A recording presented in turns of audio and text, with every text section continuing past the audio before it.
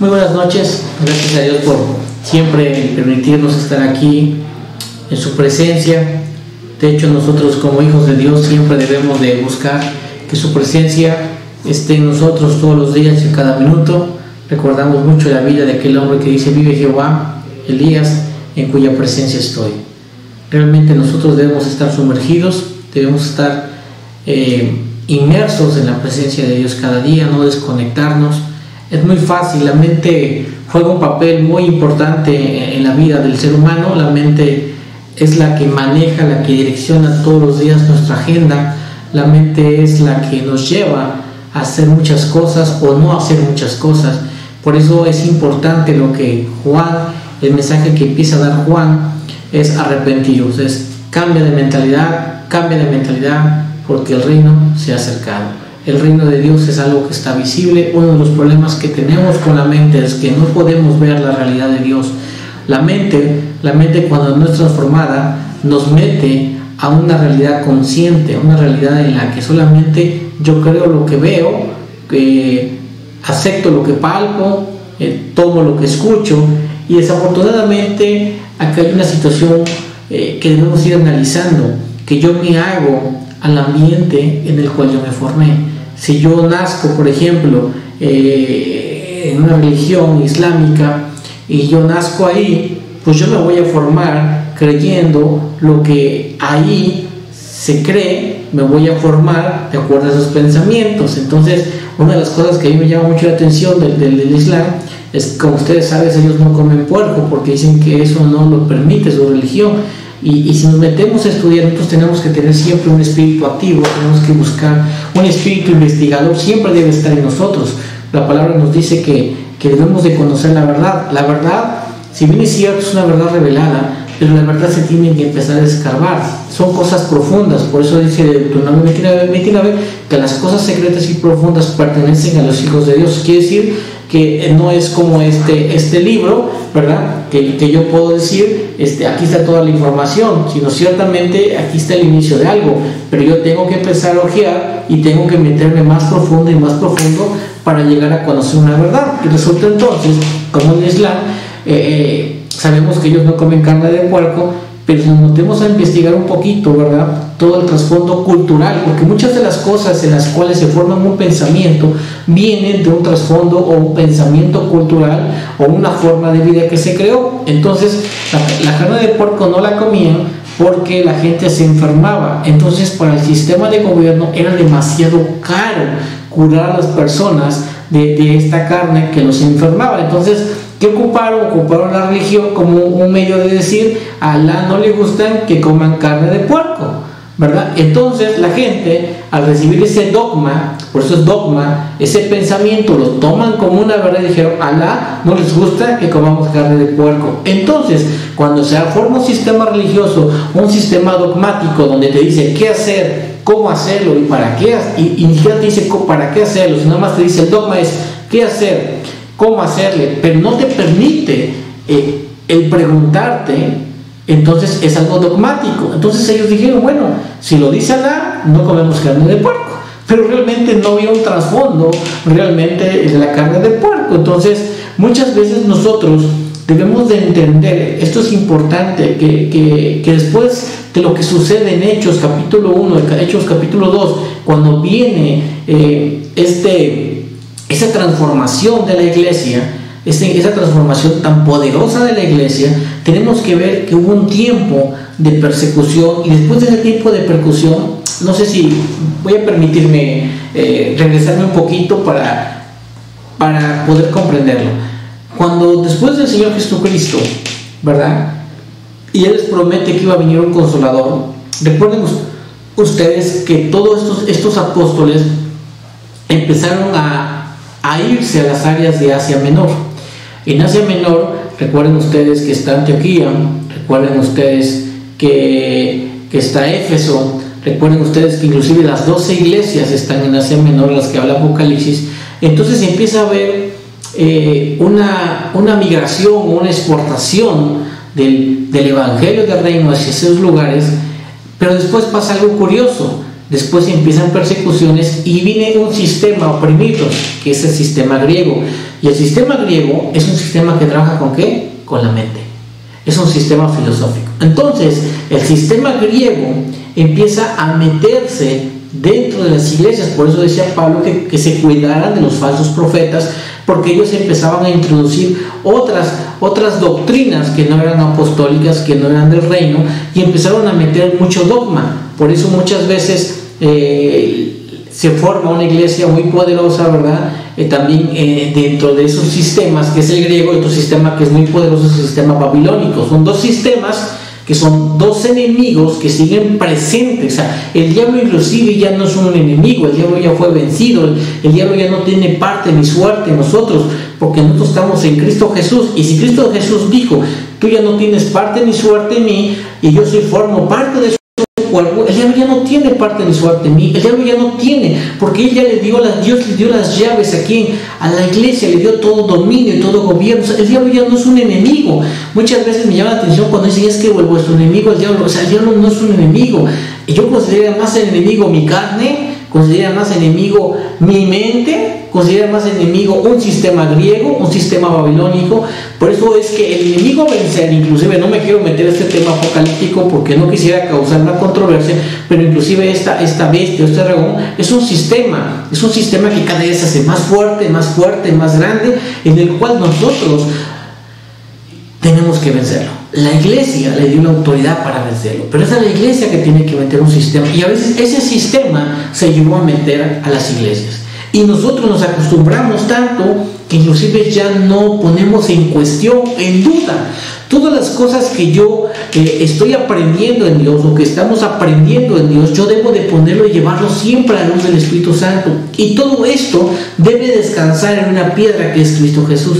Si lo que yo estoy recibiendo no me lleva al fundamento, que es sobre todo fundamento, que es Cristo Jesús, no es parte de él. Y aquí hay algo muy importante que Pablo está diciendo. Dice, yo ruego que les den un espíritu de sabiduría y de revelación, dice, para que conozcáis cuál es la supereminente grandeza y poder de Dios. O sea, hay un deseo grande de Pablo diciendo, lo que yo viví, lo que yo descubrí, yo deseo que ustedes tengan acceso, puedan conocer esta verdad, porque esta verdad los va a llevar a conocer quiénes son ustedes en Cristo Jesús. Todo lo que ustedes tienen, desafortunadamente, estos sistemas babilónicos y griegos, lo que han hecho es crear una cultura de rechazo. Y al crear una cultura de rechazo no me permite ver quién soy yo en Cristo Jesús, no me permite conocer, es más, primeramente no me permite conocer quién es Dios. Por eso dijo Jesús, y conoceréis la verdad. ¿Y la verdad quién es? La verdad es Dios, y la verdad te hará libre. Por eso dijo Jesús también, yo soy el camino, yo soy el único que te va a poder guiar al Padre.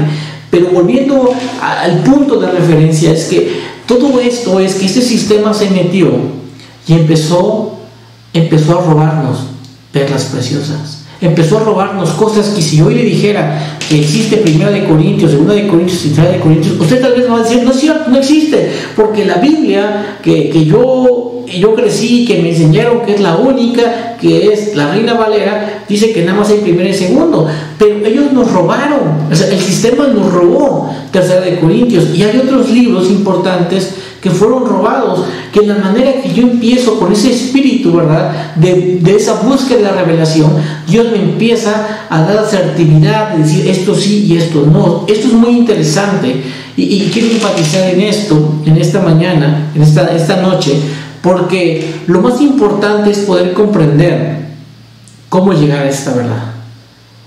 Hemos platicado que esta iglesia que nace, de hecho en la Biblia textual cuarta dice, nace la iglesia de Dios. A mí me impacta mucho como dice, nace la iglesia de Dios.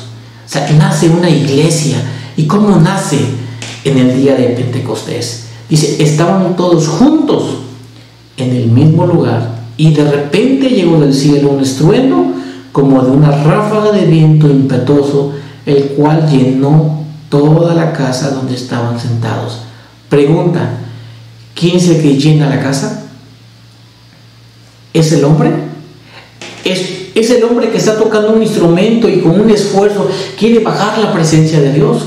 O es el hombre que está predicando y con sus esfuerzos, su palabrería, quiere bajar la unción de Dios. No. Es del cielo. Del cielo llegó un estruendo, como una ráfaga de viento, el cual llenó toda la casa. Y el cielo les dotó de algo. ¿De qué les dotó?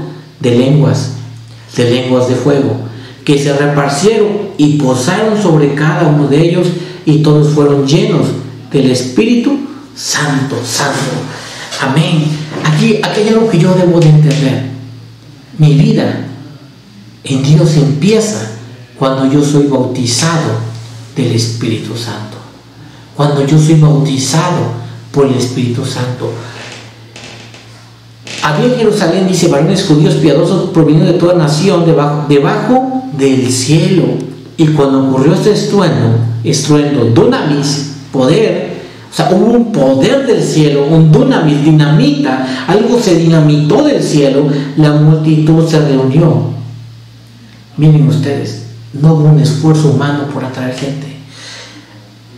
El testimonio del cielo hizo que las personas llegaran a este lugar. Y entonces se impactaron porque muchos hablaban diferentes idiomas y todos entendían. ¿Qué significa esto?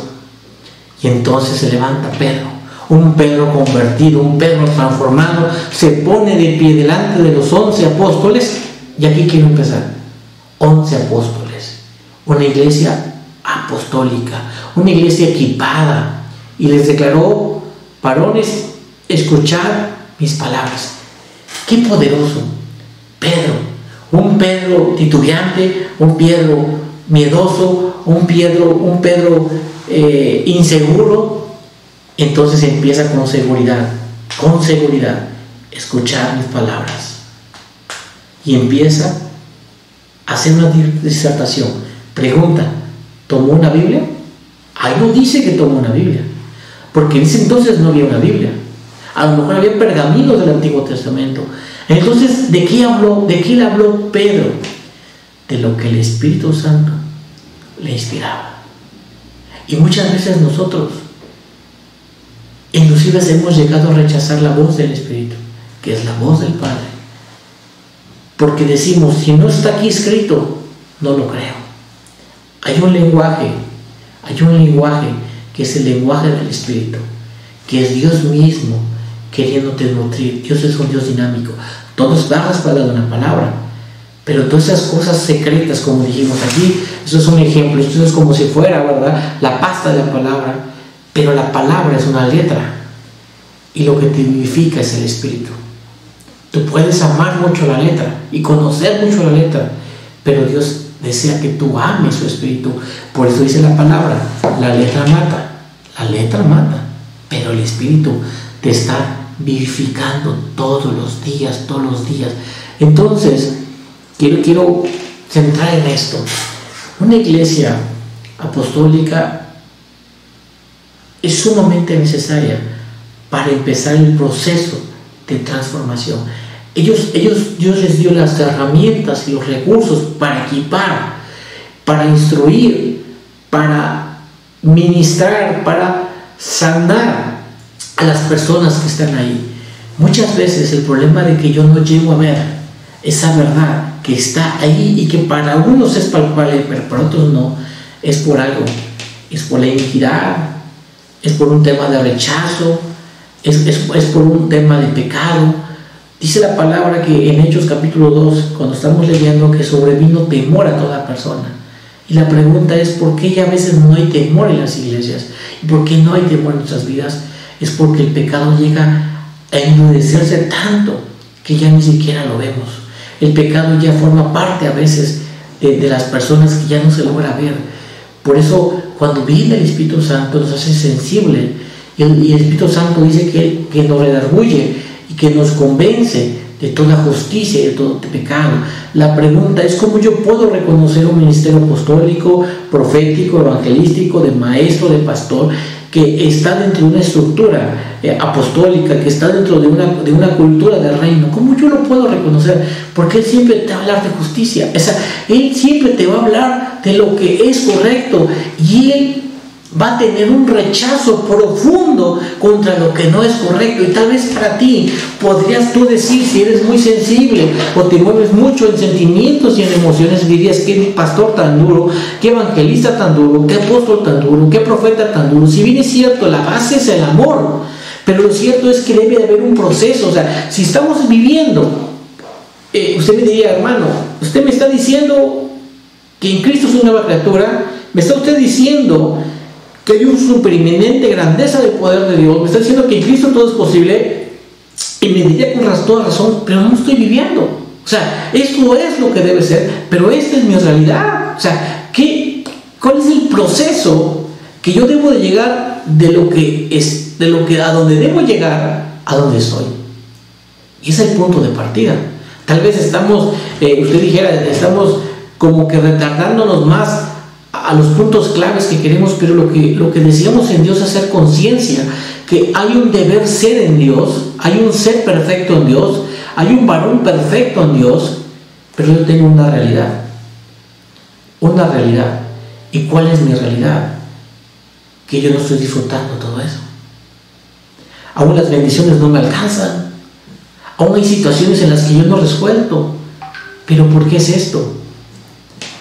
Porque es que yo estoy metido más en mi realidad humana, porque el problema más grande lo tengo en mi mente. Ya es donde vamos a empezar a trabajar en Dios, que la primera cosa que nos pide para poder entrar al reino es arrepentimiento. Es cambia tu manera de pensar, es transforma tu manera de pensar.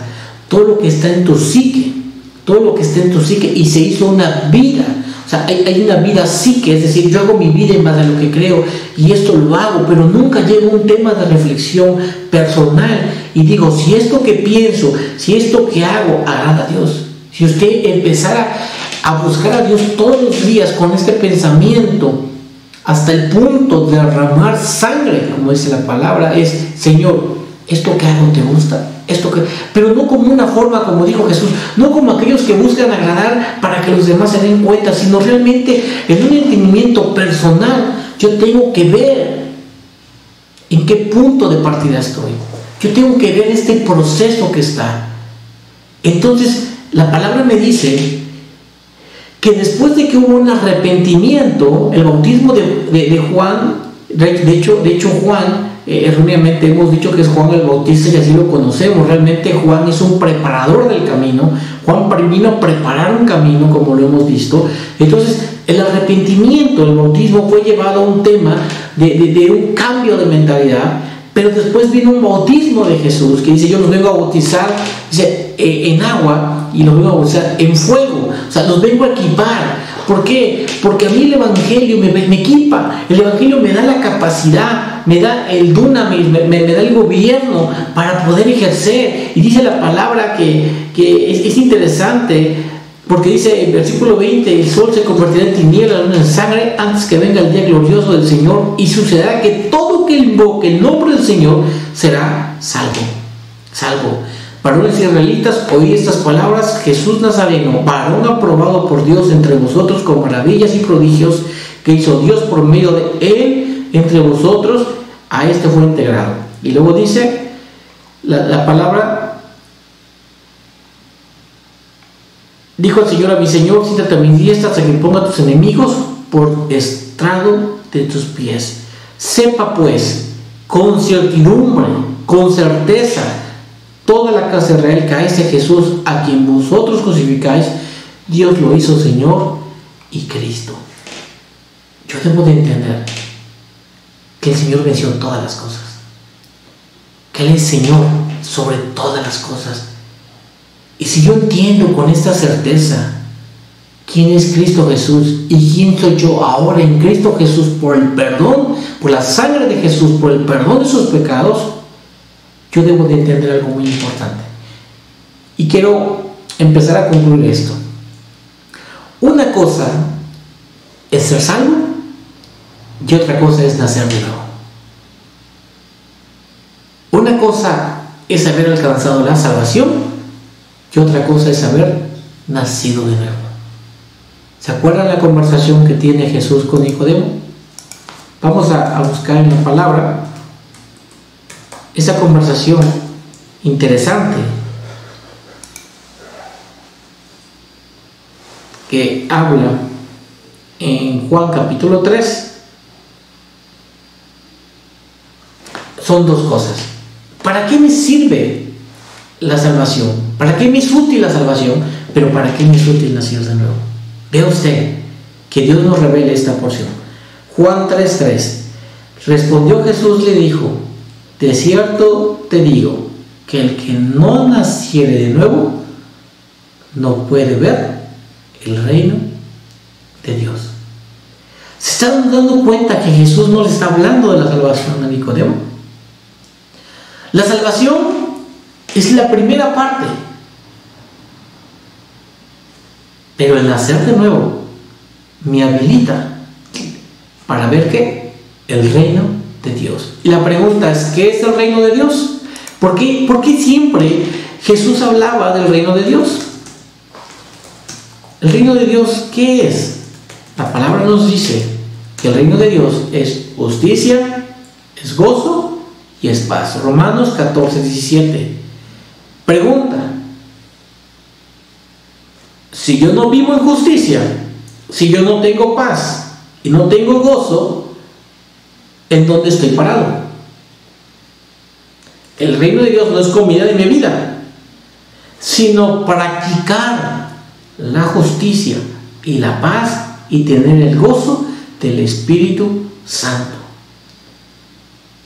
Entonces acá hay un indicativo, hay un termómetro que me dice: si tú no estás en justicia, si tú no tienes paz y no tienes el gozo, es que no estás en el reino de Dios. Porque para estar en el reino de Dios, ¿qué se necesita? Nacer de nuevo. Y entonces dice Nicodemo: ¿cómo puede un hombre nacer siendo viejo, puede entrar por segunda vez? Y Jesús le dice: de cierto te digo, importante subrayar esto, que el que no naciere de agua, mire, prerequisito, nacer de agua y del Espíritu, no puede entrar en el reino de Dios. Porque lo que es nacido de carne, carne es. Y lo que es nacido del Espíritu, mayúscula, Espíritu es. No te maravilles de lo que te dije, os es necesario nacer de nuevo. Y nuevamente Nicodemo preguntando. Y dice el versículo 12, me encanta porque si usted compara el tiempo que le dedica Jesús a Nicodemo y cómo le contesta, y usted compara esto con Jesús y el samaritana, entonces hacemos una comparación, Jesús samaritana, Jesús Nicodemo, a Nicodemo con su dogma religioso le contesta de una manera que él no termina de entender. Además, Jesús nunca, si usted lo ve, se esforzó porque él entendiese. O sea, sí le da una explicación, pero no va buscando en él un cambio, porque era tanto su dogma que él no reconoció lo que Jesús le estaba hablando. En cambio, la samaritana, inclusive él se trasladó de un lugar a otro lugar, y a la samaritana no le habló con un aspecto dogmático, a la samaritana le habló con hechos, con realidades, porque lo que a Jesús le más interesa no es lo que tú pienses, sino lo que tú haces. Entonces dice en el versículo 12: si os he dicho cosas terrenales y no creéis, ¿cómo creéis si os dijeren las celestiales? El problema es la mente. La mente no me permite nacer de nuevo, la mente no me permite comprender lo celestial, porque mi mente está tan acostumbrada a lo que es terrenal. Entonces, vemos con claridad que lo más importante, después de ser salvo, que para eso hubo un arrepentimiento, hubo un bautismo. Hay un bautismo que Jesús habla de un bautismo, dice, que el que no nació de agua y del Espíritu, dice, no puede nacer de nuevo. Pregunta, Hechos capítulo 2, dice que el Espíritu Santo reposó sobre todos ellos. Entonces, concluyamos juntamente en Dios. Si el Espíritu Santo llegó a esa iglesia apostólica en el día de Pentecostés y reposó el Espíritu Santo, todos ellos nacieron de nuevo. Y si ellos nacieron de nuevo, entonces se metieron al reino de Dios. Y si se metieron al reino de Dios, el reino los habilitó, los capacitó con lenguas de fuego, y entonces ellos se extendieron por toda Judea, por toda Samaria, por toda Galilea, con señales, con prodigios, con nuevo pensamiento, con una nueva realidad. Y aquí viene la pregunta. Bueno, entendemos que es necesario, para ser como Cristo Jesús, para tener esta plenitud del varón perfecto, es necesario ser salvo, sí es un prerequisito, pero también es necesario nacer de nuevo. Ahora la pregunta viene es, ¿cómo nazco de nuevo? Como dijera Nicodemo, ¿cómo me meto otra vez al vientre de mi madre? ¿Cuál es el proceso de este nuevo nacimiento? Sin duda, hay un proceso del nuevo nacimiento. Y esto es lo que nos estaremos ocupando, Dios mediante, en estas próximas sesiones, que yo debo nacer de nuevo. Y la iglesia apostólica, la iglesia que es equipada con estos recursos, me da la capacidad y me habilita, como esta iglesia, que es una iglesia nacida de Dios, a poder llevar a desarrollarme y ahora poder ser una nueva criatura en Cristo Jesús. Amén. Agradezco este tiempo. La intención es que usted se quede hoy en un pensamiento. Es necesario nacer de nuevo para entrar al reino de Dios. No todo el que me diga Señor, Señor, entrará. Porque dice la palabra que Jesús dijo, porque muchos dirán en tu nombre hice esto y esto, pero yo no te conozco. Yo debo ser conocido por ser un ciudadano del reino celestial. Mi lugar de morada, mi lugar de permanencia es ahí.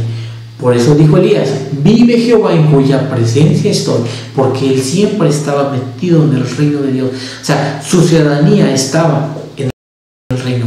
Pablo dijo, yo soy ciudadano celestial.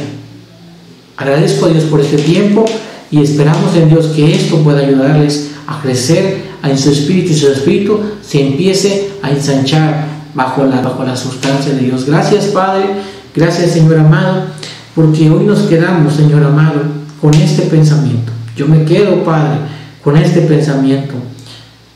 Debo nacer de nuevo. Y Padre, hoy te preguntamos, ¿cómo podemos nacer de nuevo? ¿Cómo podemos empezar a desarrollar este embarazo, Padre celestial, y poder dar gestación a una nueva criatura en Cristo Jesús? Ayúdanos y enséñanos, y que en estas sesiones que están por venir, tú abras nuestros ojos y nos des un espíritu de sabiduría y de revelación para poder entrar a este reino que es justicia, que es gozo y que es paz. Padre, creemos que esto es posible, y yo creo que tu Espíritu Santo nos habilita, tu Espíritu Santo nos empodera, y que somos ciudadanos de un reino, y que estamos en una cultura que es del reino. Gracias, papá, gracias por este tiempo tan hermoso que tú nos regalas bajo tu presencia. Amén.